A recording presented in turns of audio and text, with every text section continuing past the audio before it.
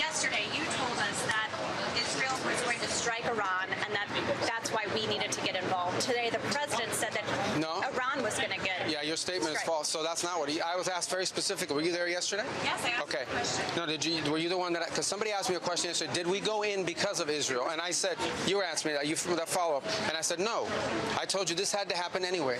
The president made a decision, and the decision he made was that Iran was not going to be allowed to hide behind its ballistic missile program. That Iran was not going to be allowed to hide behind its ability to conduct these attacks. That decision had been made. The president systematically made a decision to systematically destroy this terroristic capability that they had, and we carried that out. I was very clear in that answer. This was a question of timing, of why this had to happen as a joint operation, not the question of the intent.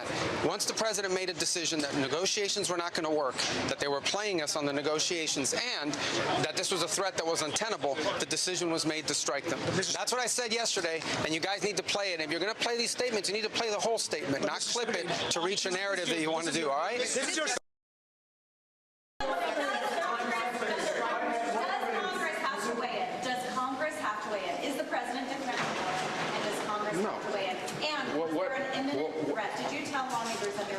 There absolutely was an imminent threat, and the imminent threat was that we knew that if Iran was attacked, and we believed they would be attacked, that they would immediately come after us. And we were not going to sit there and absorb a blow before we responded, because the Department of War assessed that if we did that, if we waited for them to hit us first after they were attacked, and by someone else, Israel attacked them, they hit us first, and we waited for them to hit us, we would suffer more casualties and more deaths. We went proactively in a defensive way to prevent them from inflicting higher damage. Had we not done so, there would have been hearings on Capitol Hill about how we knew that this was going to happen, and we didn't act preemptively to prevent more casualties and more loss of life.